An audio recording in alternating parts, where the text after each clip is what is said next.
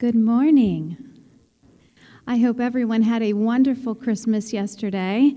I have to tell you, my mother-in-law, she was so cute. She kept telling everybody, I hope you're enjoying our melted blizzard.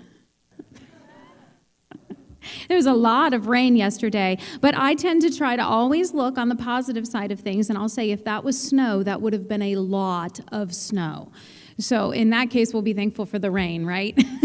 It's good to have you here this morning. We are going to just spend some time, kind of simple this morning, it's just me, but we're going to spend some time just singing some of the hymns that we love the most. And I'll tell you a little secret. Some of the ones I picked this morning are some of my favorites.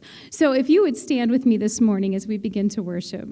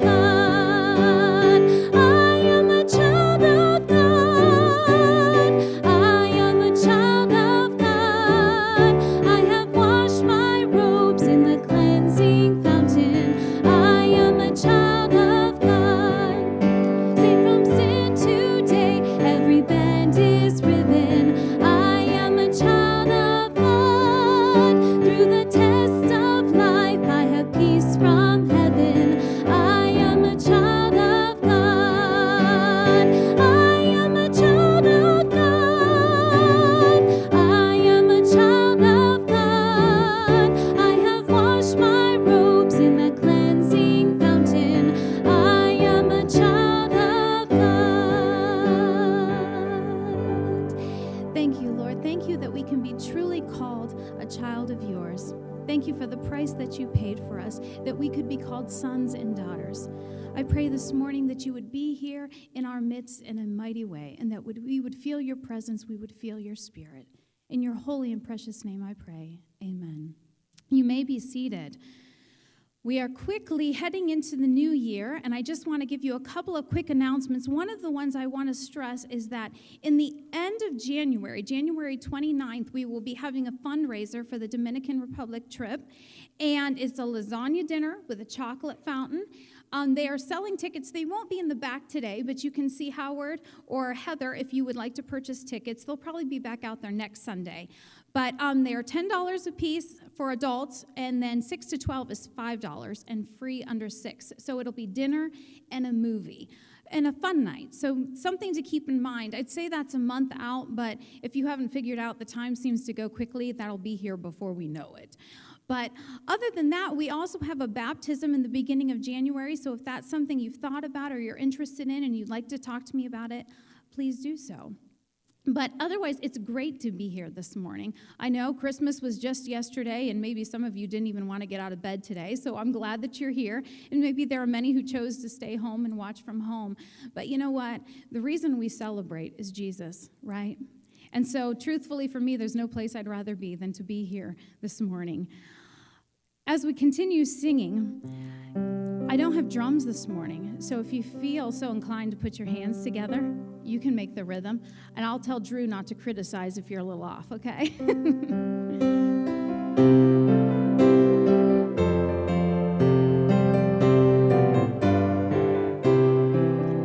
I'm redeemed from the dark.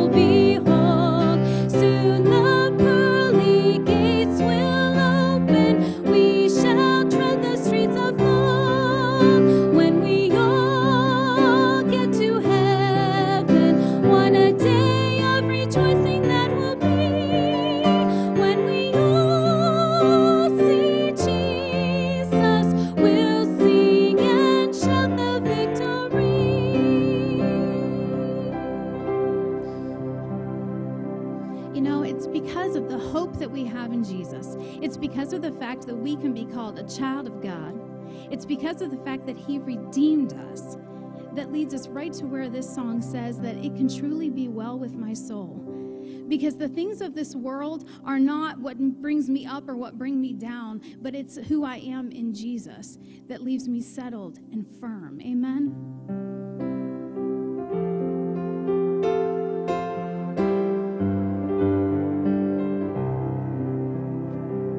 When peace like a river attendeth my way, when sorrows like sea billows roll, whatever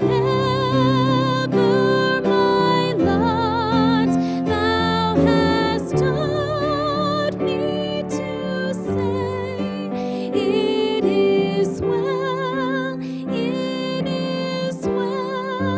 with my soul. It is well with my soul. It is well with my soul.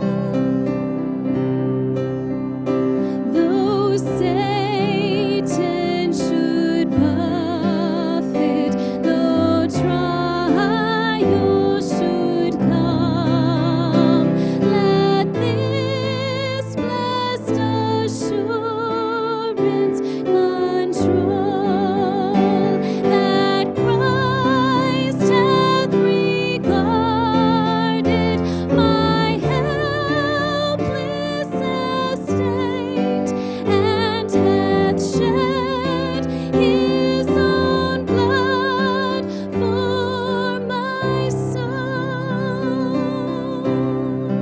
It is well with my soul. It is well with my soul. My sin, oh, the joy of this glorious thought. My sin, not in part, but the whole, is nailed to the cross, and I bear it no more. Praise the Lord, oh my soul. It is well with my soul. It is well with my soul. And Lord, haste the day when the faith shall be sight, the clouds be rolled back as a scroll, the trump shall resound, and the Lord shall descend. Even so, it is well with my soul. It is well with my soul. It is well with my soul. Lord, we come to you truly saying that in the midst of whether it's COVID, whether it's other illnesses that we're facing, surgeries we're facing, injuries we're facing, the uncertainty of things with our government, things with our world, that because of you and what you have done for us, that we can truly say that it is well with my soul. I pray, Lord, if there is one here this morning who is struggling, who's maybe facing something or going through something, I pray that you would speak to them, that you would touch them, so that they could be in that place where, Lord, they can fully lean on you, fully trust in you, and say, it is well with my soul. God, I just pray that you would continue to be here in our midst this morning. I pray that you would speak your word through me this morning and help us all to take something from this that would be not just something we hear, but would be something that would change us, that would work in our hearts. I thank you for the fact that you are a God who is very much alive, who is very real, and wants to speak to us and be a part of our lives. I thank you for who you are. In your holy name I pray. Amen.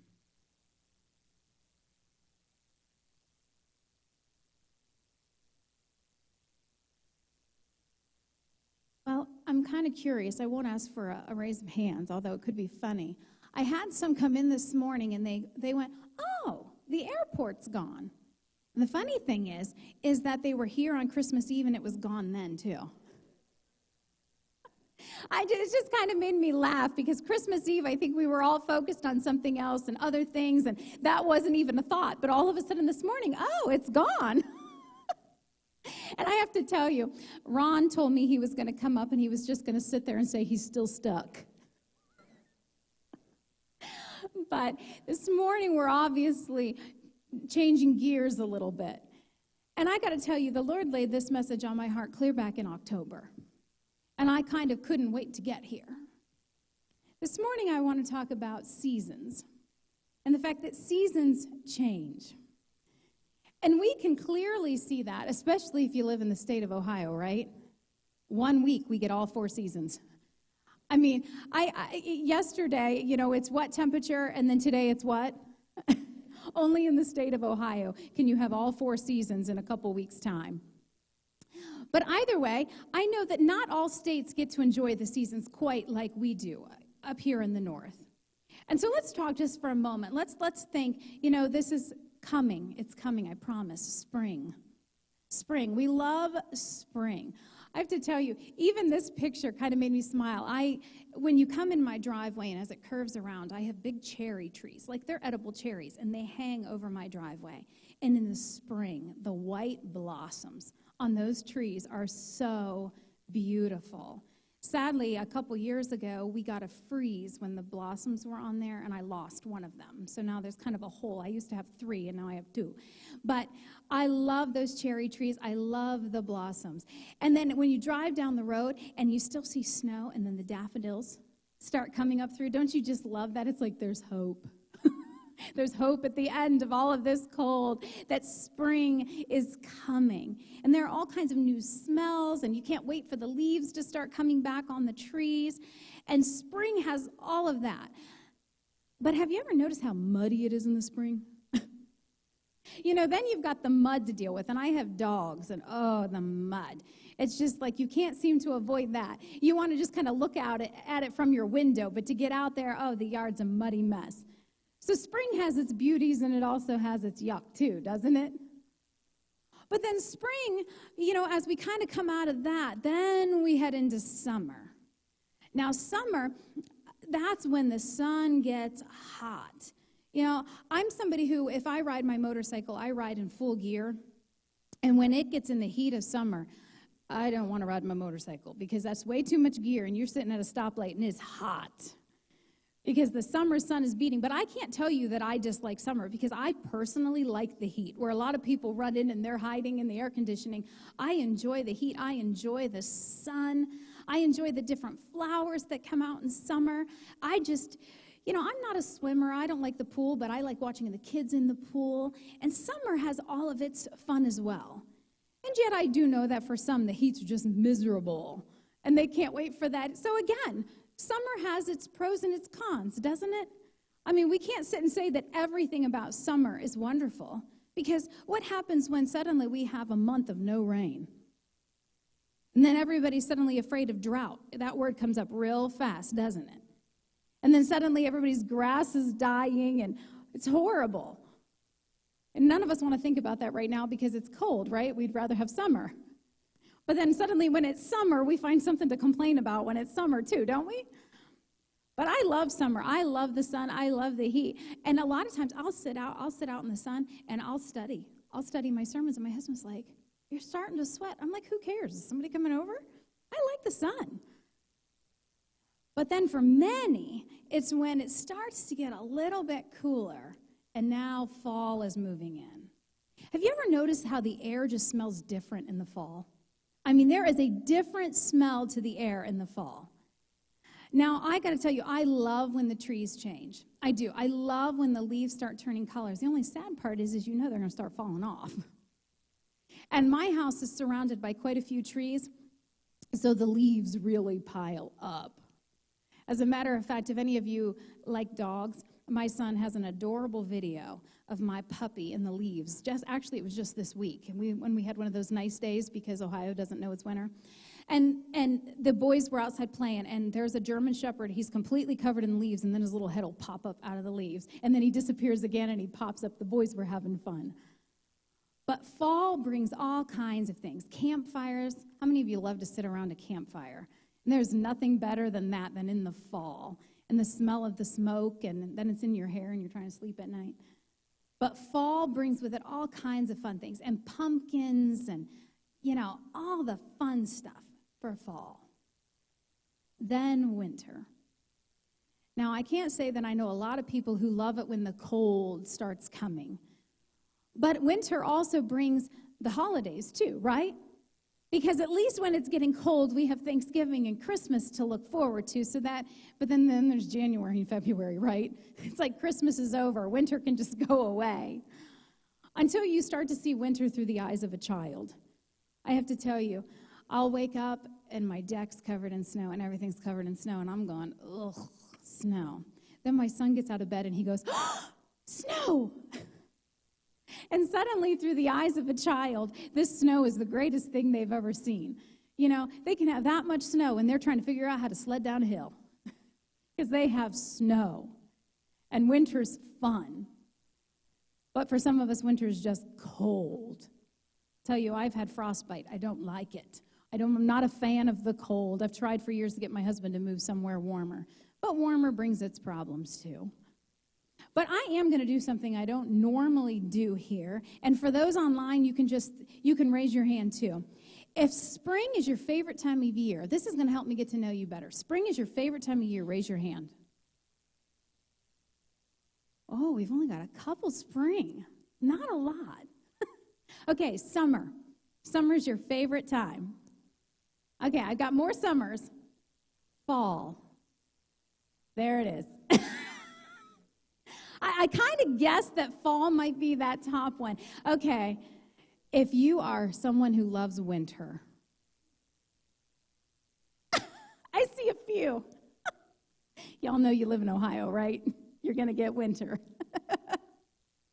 But seasons change. And if you live in Ohio, you don't get much of a choice. It's going to change, and sometimes sooner or later than you want it to. I know this past year, my mom planted her garden before she has ever planted her garden, and then she had to worry about watering it because it was so hot. So suddenly we got summer, and spring wasn't technically over. But you know what? Have you ever thought about the seasons that we experience and how life has seasons as well? We go through seasons in life, don't we?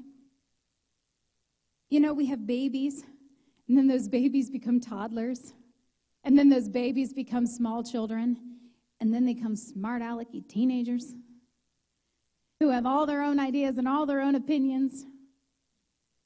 And then there's the day where you send them off to college. Wow. Then you find empty nest. That's not fun, is it? Suddenly you'll wish for the smart aleck teenager back or the toddler who left their toys laying all over. I'll never forget, my mom told me, she said, stop complaining about the Hot Wheels all over your house. Someday you'll miss them. And I tell you, I transitioned from Hot Wheels to Nerf darts. It is amazing where you will find a Nerf dart. I have found them stuck in the strings of my piano. Yes, I have. But seasons change. Can any of you remember when you fell in love for the first time? Or maybe the day you got married. Now you're looking at this person going, well, I've been with you a long time. You don't look like that the day we got married. Seasons change. We don't always stay the way we were, do we? No. I'd love to think I was 20. I'm not 20 anymore. Seasons change. Things change. And you know what? Those seasons in life bring a lot of happy things. A lot of happy things. But I don't have to tell any of you that they bring a lot of not so happy things too. We don't always love all of those changes. If I were to ask you to raise your hand, how many of you like getting old? Yes, it does. I've heard that often. It beats the alternative. Yes. But see, we don't always love all of those seasons, and yet they're inevitable, aren't they? You know, this is the last Sunday of the year. Next Sunday we start a whole new year, 2022. Can you believe it? I remember when I was a teenager, so I'm going to date myself just a little bit. When I was a teenager, actually even younger than a teenager, there were those movies, Back to the Future, and everything seemed so like crazy, like in the future what was possible, and now here we are. Remember, I used to think that was funny when I watched that movie and to think about talking on the phone and you could see them. Now that's no big deal, right? Our kids can't even imagine not being able to do that. But as we hit this time of the year, normally what begins to happen as we head into a new year is we begin to reflect over the year that has just gone by. We begin to think about maybe all the good things and maybe for some all the bad things. And so sometimes we go into a new year expecting something maybe better than what we just experienced in this past year. And I think for many of us that's been very real over the last couple years. Last year, we left, 2020 thinking, we need to put this whole virus behind us. We need to have a better year next year. And my mask is still there at the end of a whole nother year. Am I getting to something? Yeah, I really am. Because, there was somebody who wrote a book of the Bible, and the book that he wrote was at a time in his life where he was older, and he was reflecting back over the years that he had lived his life. He was reflecting back over the experiences that he had had. He was reflecting over his successes, which were many. And he was also reflecting over his failures. I think we would all admit that we've had successes in life and we've had failures too. And if you've never had any failures, let me talk to your family. They'll probably tell me you've had a few that you're just not admitting.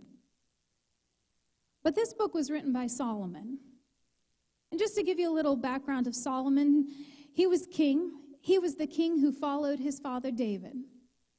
Solomon was considered one of the wisest to ever live because God granted him a wisdom that was unfathomable to everyone else.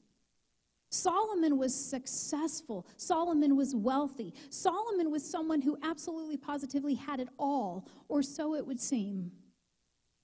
And yet, when you read in the book of Ecclesiastes, you find a very interesting thing, that even though Solomon seemed to have it all, Solomon was still pursuing happiness. We can think that if we just had this, or if we just had this, or if we just had, if we just had enough money, we'd be happy. If we just had good health, we'd be happy. But you know what? Solomon found himself at the end of his life reflecting and realizing he had still been in the pursuit of happiness. But Solomon started to account for what was really important. And I just want to share a little bit of that with you this morning. I'll try not to be too long, but I want you to realize that God has reasons for everything. God has a plan. And this is what Solomon figured out. In Ecclesiastes 3:1, it says, there is an occasion for everything. And if you go to some other versions, it'll say a season for everything. And a time for every activity under heaven. A time to give birth and a time to die. A time to plant and a time to uproot. A time to kill and a time to heal. A time to tear down and a time to build. A time to weep and a time to laugh. A time to mourn and a time to dance. A time to throw stones and a time to gather stones. And I tell you, that when I read that, I went, what? I had to do a little bit of searching because there's a cultural thing there. Do you know that it was a little thing that they would do against maybe their enemies, and they would go out and they'd throw stones into their field to mess up their harvest? That's what that's relating to. That was something I really didn't know culturally. It was kind of an attack against their enemy, and they'd mess up their land by putting stones through it. But just a little red ball over there. A time to embrace and a time to avoid embracing. That sounds like COVID. Doesn't it? I read that, and that's all I could think of. COVID, stay away from me. I'm like, wow, Solomon hadn't even experienced this virus. So a time to search and a time to count as lost. A time to keep and a time to throw away. A time to tear down and a time to sow. A time to be silent and a time to speak. A time to love and a time to hate. A time for war and a time for peace. But then Solomon throws in this little question. We're going to talk about this for a minute. What does the worker gain from all his struggles? What does a worker gain from all his struggles? I'm going to go back through that list just a little bit. You see, because Solomon starts to account for all of these different seasons of life. And remember I talked about just a moment about the seasons. You know, spring brings all the beautiful flowers and it brings all the mud. You know, every aspect of life has its highs and its lows, doesn't it? And the first one he begins to talk about is there's a time to be born and there's a time to die. That's the inevitable, isn't it? The inevitable. You mentioned it, you know, getting old is better than the other option, right? Which is death. It's coming for all of us. And let me tell you something, we don't know when. Age isn't the factor. Because sadly, I know those who have buried their children, their young children. Every time we get in a car, we have no guarantee of tomorrow. We really don't. And as Solomon is reflecting back over his life, he's going, you know what, there is a value to life. Because there's going to be a time that you're here and the inevitable is coming. Your life will come to an end. You know, sometimes when you're young, sometimes when you're a child, a teenager, you just think you're going to live forever. You just think there's nothing that can touch you. You can do anything and you're not going to get hurt. You're just going to live forever. But the older you get, the more you realize life's not forever, huh? Maybe the older you get, you realize that everything I thought was so important is just not that important anymore. All the stuff, all the things, a house full of stuff, a barn full of stuff, a garage full of stuff, you name where you have all your stuff. My husband has a lot of stuff in a barn. You can't take it with you. You can't. And the older you get, the more you realize that. There's a time to be born and a time to die. As he goes on, he begins to talk about some other things that we kind of talked about in our seasons. There's a time to plant and there's a time to uproot. How many of you grow gardens? You know there's a season for that, right? Those tomatoes aren't going to keep growing all year round. You know, there's that time where you go out and you plant, and then the inevitable, at least you hope it's the inevitable, they're going to bear fruit. You're going to get your tomatoes and your cucumbers and all of that, your corn, whatever it may be. But then there's that time to bring in the harvest. You see, Solomon is saying this is the natural pattern of life. This is how things work. This is how things go. Don't try to change it. This is life. And it's not always the good things. There are other things that come with it because this is life. He moves on and he says there's a time to tear down and a time to build. You know, I don't know how many of you shop down in the Niles direction, but there was that huge Super Kmart. That huge Super Kmart. There isn't much left to it now, is there? That's done. That's long ago already. It's time to tear it down and move on. You know, if you know anything about construction, you'll understand and realize that it's cheaper to build new than to try to repair the old. By the time you've got to get somebody in there to remodel and put in new wiring and update the plumbing and so on, sometimes it's just better to tear it down and start over. But I know there are many who don't like to let things go. We're going to get to that in a minute. But then he goes on and he says there's a time to weep and a time to laugh. And he takes it a step further and he says there's a time to mourn and there's a time to dance. Let me tell you, the weeping and the mourning, we wish we could take those things out of this, don't we? We wish that was something that in life we didn't have to experience, but we do. And I think that if maybe you're somebody who you've kind of remained exempt from that, well, COVID made that a reality for everyone. For everyone. This wasn't exactly the happiest 2 years of everyone's life, was it? And if COVID wasn't enough, everyone, I can look around this room alone, and I know of things that every one of you have struggled with on top of the virus just over the last 2 years. For some of you, it's been loss of a loved one, other illnesses and other, things that have come on unexpectedly, injuries, family trouble. Those things don't necessarily bring us joy, do they? They bring us tears. They bring mourning. And I can tell you from my own personal experience that I'm somebody who likes to just push that aside and suck it up and act like nothing's wrong. But Solomon knew in all of his wisdom that there is a time for that, a necessary time for tears, a necessary time for mourning. It's part of life. It's something that we go through. I think in our American culture, we have hit a point where we just try to get through everything fast. But there are still some nations and some cultures where if someone passes away, it is weeks of mourning. It is weeks of grieving. And yet here in America, we just try to, get through the funeral and then move on. And yet I know that for those of you who have lost, it's just not that easy, is it? And that's okay. Because Solomon knew this is an important part of life, to grieve and to mourn. But then he flips it and he says, but then the time will come again to laugh. The time will come when you will turn from mourning to dancing. Oh, we're Church of God, right? We don't dance. Sorry. I was Baptist. Trust me, the Baptists don't at all. Oh my goodness, if you sway a little bit to the music in church, whew. But Solomon says, you know what? In the Lord, there's going to be joy on the other side. Your laughter will return again. You'll feel like dancing again. When David says dancing, and by the way, he was the one criticized in the Bible for dancing.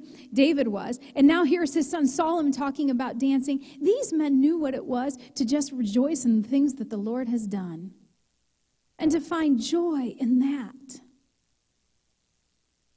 As I looked at these two, they really hit me in a personal way, because as much as I'm not someone who is really good at grieving, because I'm really not. I got to work on that. But I'm also not somebody who knows what it is to have fun, to just enjoy life. I'm critical, okay? Here it is. It's the end of the year. I'm going to reveal all of this. You're all going to forget it, okay? But I'm telling you, I'm somebody who feels like if you're having fun, you're just not being responsible and taking care of things. And I'm like a workaholic, and I'm always responsible, and I'm always taking care of something. But Solomon here is saying, no, there's a time to laugh, a time to dance, a time to have fun. And we as Christians should be doing that. It really hit me. If we're always walking around, with frown, smile turned upside down, are we showing that there's joy in the Lord? If we don't know how to go out and have fun, who in the world's going to want to have what we have? Christians don't know how to have a good time. Solomon's saying, no, you guys, there's a time in life. There is a season to laugh. There's a season to dance. There is a season to enjoy life. And when I think of Solomon was somebody who had a whole kingdom that he was responsible for. Remember, this is King Solomon. He had a lot of responsibilities. And the one thing I'll never understand, you know how many wives and concubines this guy had? Men, think about it for a moment. If you have one woman in your life, you know how many he had? I bet you he struggled having fun. Just a little bit. All those women get in a fight with each other, and he's like, I'm out. But Solomon, here he is, and he's reflecting back over life, and he's going, you know what? There needs to be a season where you laugh and enjoy life, when you celebrate. It's okay to have fun. It's okay to get past that time of weeping and mourning and enjoy life again. You know that last song we sang? Because it is well with my soul. Because even though the things of this world, the good, the bad, all of these different seasons, I can find joy in the Lord, and I can laugh, and I can dance, and I can enjoy life. Well, he goes on, and he talks about there's a time to search for and a time to count as lost. How many of you love it when you can't find something? When you've lost something? I'll tell you, prior to me becoming your full-time pastor, I cleaned about 17 houses. I had my own house cleaning business. Some of those people I cleaned for 20 years. Do you know how many times they would call me and say, Jennifer, have you seen this when you've been cleaning my house? I cannot find it. And it just drives them nuts. They're looking everywhere, and they're like, so I would go in to clean, and I'd find a note. If you find this while you're cleaning. We don't like to lose things, do we? Let me tell you, my husband and I, he had a car buffer, and we had a project we were working on, and we needed that. And I walked right down to where I thought it was, and it wasn't there. My husband and I searched for 2 days. We looked everywhere imaginable until finally I wrote it off that he must have lent it to someone. He had to have. So he went and bought a new one because we didn't know.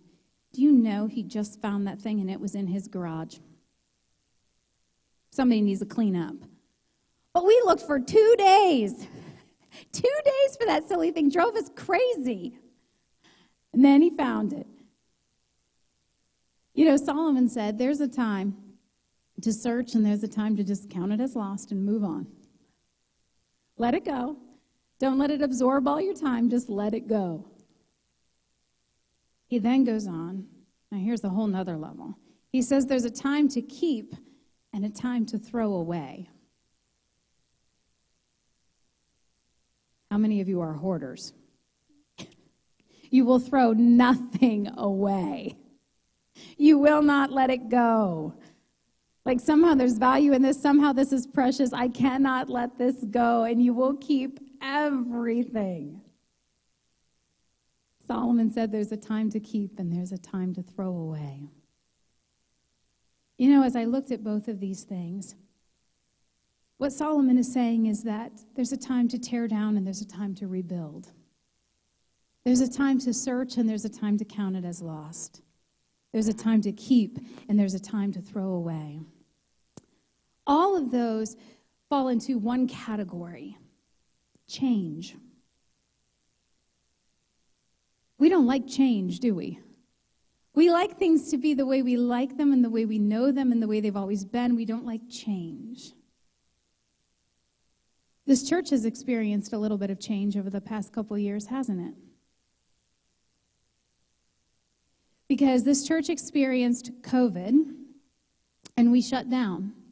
Oh yeah, that's right. That was the week after Pastor Arnold resigned, wasn't it? So Pastor Arnold resigns and we shut down the very next week. Suddenly we've got a virus that came out of nowhere.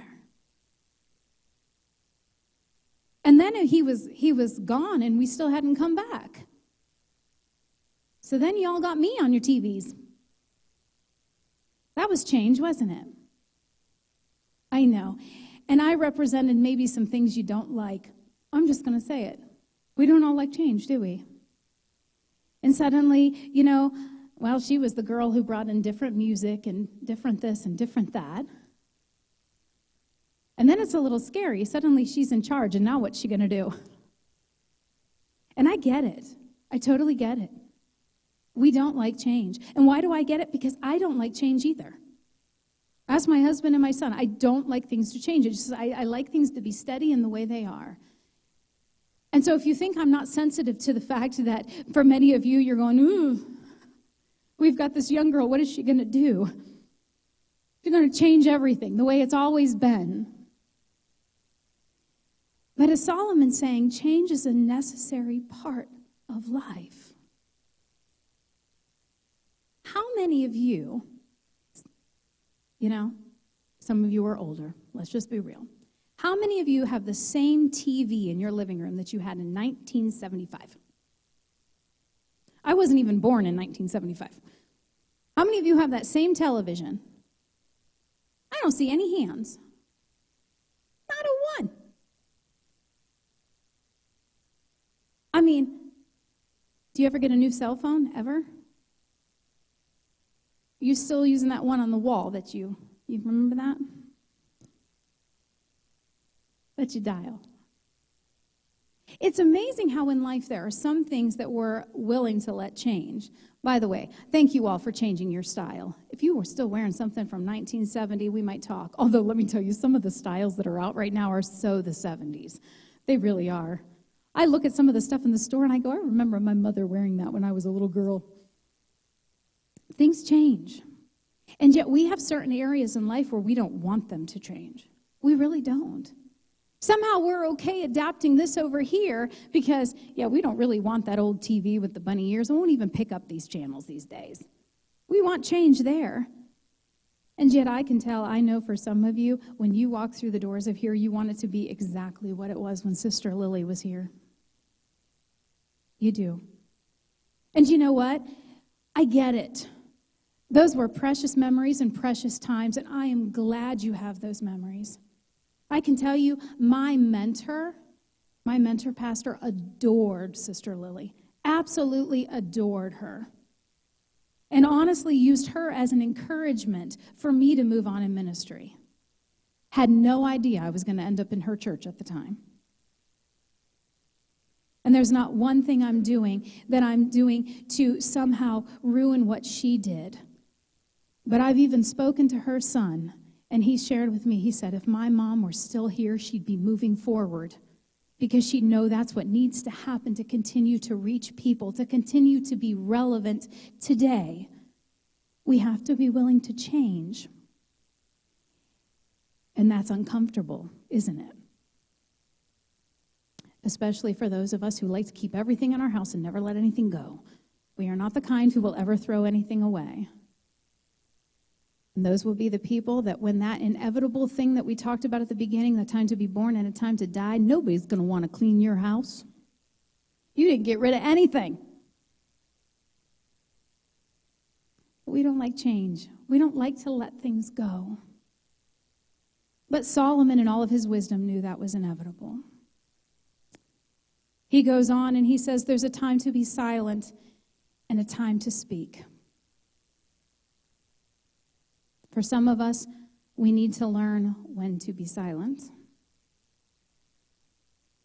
You insert yourself there if you know that's you. And for some of us, we need to learn when it's time to stand up and speak. Because I will tell you that I think that the church for far too long has been silent. And we need to stand for what we believe in. We need to stand for the Word of God, and we need to stand for what is right. In a world that seems to be running crazy around us, we need to know when it's time to speak. He says there's a time for war and a time for peace. And we've all experienced that in our lifetimes. None of us have been exempt from war. It happens. But you know what? There's a time for peace. We should not always be at war. And if you're somebody who in your own personal life is always at war, Solomon says there's a time for peace. Let the wars go. But I just want to take a moment. Solomon learned something very valuable in all of these things, in all of these seasons. And he asks the question, what can be learned from these struggles? What can we learn from all of this? What can be gained from all these seasons of life, all these things that we struggle with? What can we learn? This is what he says. What does the worker gain from his struggles? Go ahead. He says, I have seen the task. Now this is Solomon observing. He says, I've seen the task that God has given the children of Adam to keep them occupied. Meaning this is life. This is what God has given his people to be occupied with. He says he has made everything appropriate in its time. He has also put eternity in their hearts, but no one can discover the work God has done from beginning to end.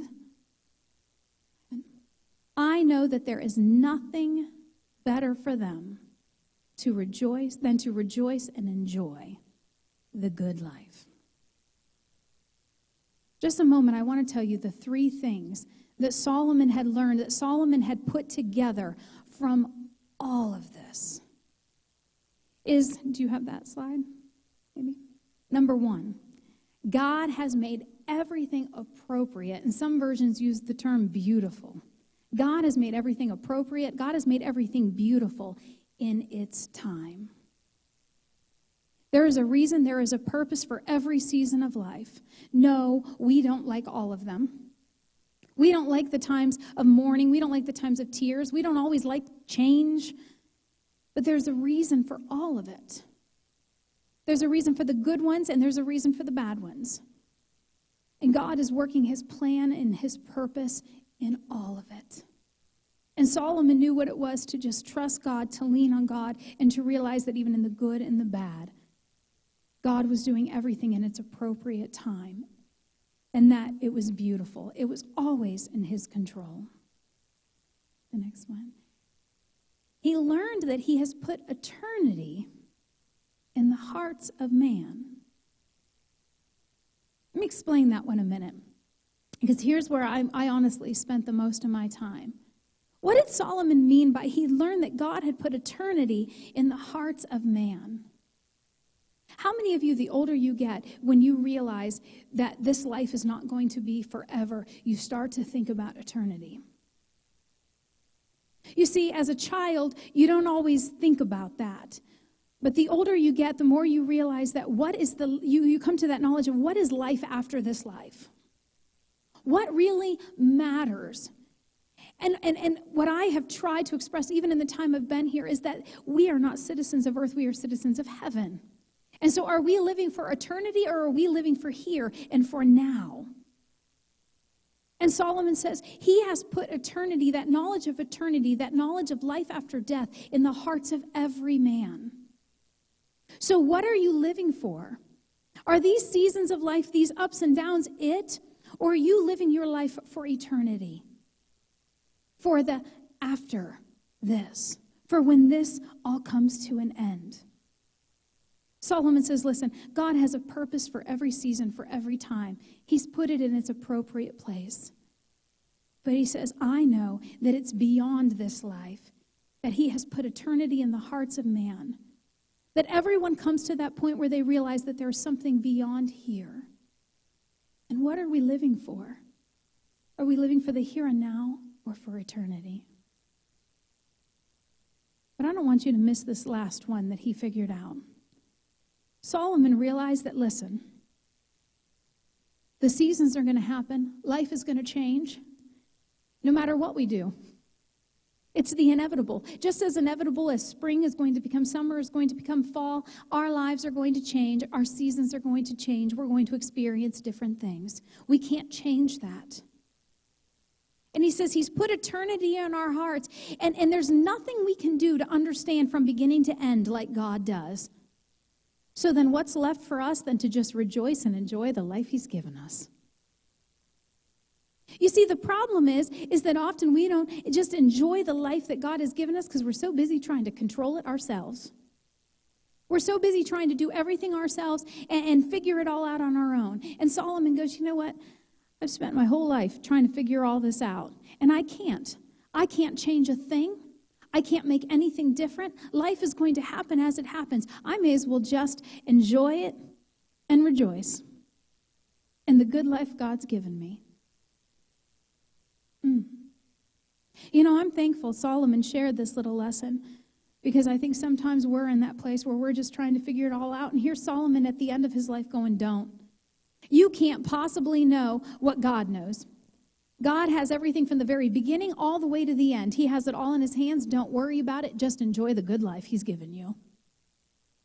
He says, you know what? Worry about what's coming for eternity because you can't change anything right here. You can't change it. You can try all you want. You can stress yourself out about it. You can work so hard. It's not going to change a thing. Rejoice and enjoy the good life. Enjoy the life that he's given you. Wow.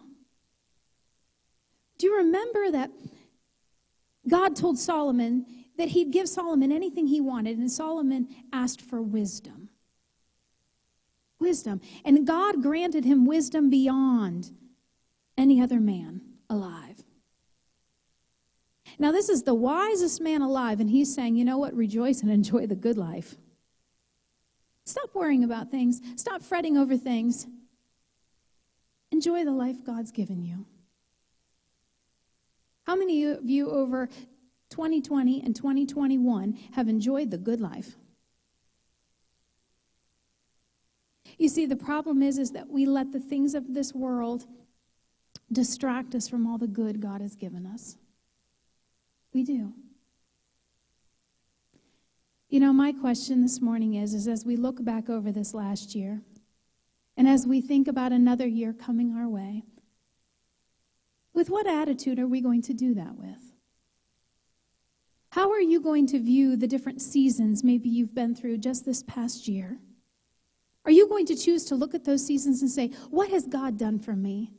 Where can I see God in the midst of all of this?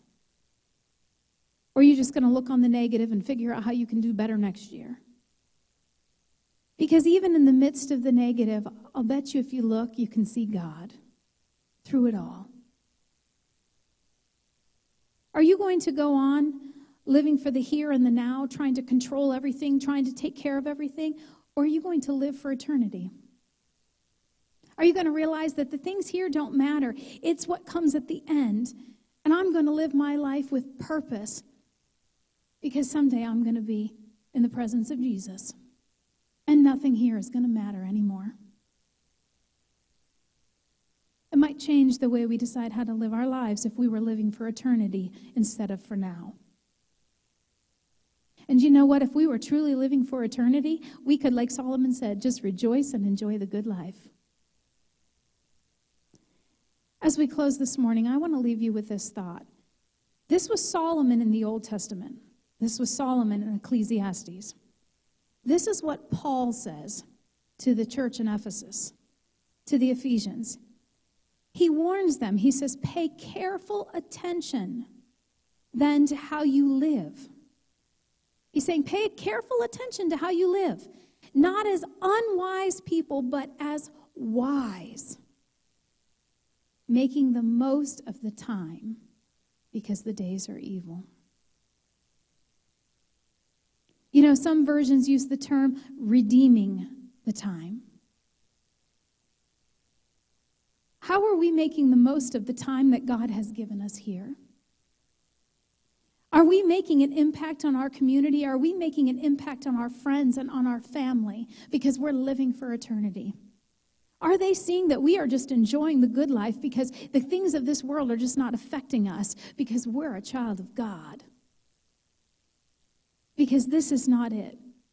Are they going, you know what? It doesn't matter what season of life they're going through. They're remaining steady. They're remaining firm. I want what they have. Paul says, listen, don't live as unwise, but be wise, making the most of the time you've been given. My prayer is that as we as a church move into 2022, that we will be wise and that we will make the most of what God has given us. That we will be a church that will be living loud and proud for what we have. That we'll be a church that's living for eternity, not for the here and the now. That this won't be about us, and this won't be about what we like and our fear of change and our fear of but that we will be moving forward as a church on fire for the Lord, redeeming the time that we have, the time that we've been given. How will you reflect over this past year? How will you look into the new year? Will the seasons bother you? Or will you realize that you've been given a good life? I'm ending the year saying, enjoy the good life God has given you. Don't look at all the negative. Don't look at all the struggles. You know what? It's inevitable. We can't change a thing. Enjoy the good life. I'm going to close in a word of prayer, and then I'm going to have Lauren come forward. We're going to have a time of prayer with Lauren. He's facing a surgery this week, and that's another season of life you have to go through. Yet God's going to be with him. And so he's asked that we all pray with him this morning. So I'm going to close in a word of prayer. And then if you would like to come up and pray with us and with Lauren, you are more than welcome to do so. Lord, we thank you. We thank you that in your word there are times where you're, telling us where we're wrong, where you're rebuking us, you're telling us the way we should walk. And yet in this passage, we also thank you for this one where it's telling us, Lord, that you have a good life plan for us. That we don't have to worry about the ups and downs of the seasons of this life, but that we can lean on you and we can trust in you and we can truly just enjoy what we have. I thank you for your word. I thank you for the wisdom of Solomon. And God, I pray for each one who's here, those who maybe are watching from home, Lord, that you would just speak to their hearts. I pray, Lord, that if they're truly not living for eternity, that you would help them to see maybe what that is. That they don't have to be so bothered by the things of this world, but that they can realize that they're living for a life beyond this world. And that they will find that they can truly live a good, happy life, rejoicing in who you are. I thank you and praise you for the God you are. And thank you that this is all in your hands and that we can trust you, that you as creator hold it all in your hands, that you know the beginning and you know the end. And it doesn't matter if we do or not, that you have it in your hand. I thank you for who you are and that we can trust in you. In your holy and precious name I pray. Amen.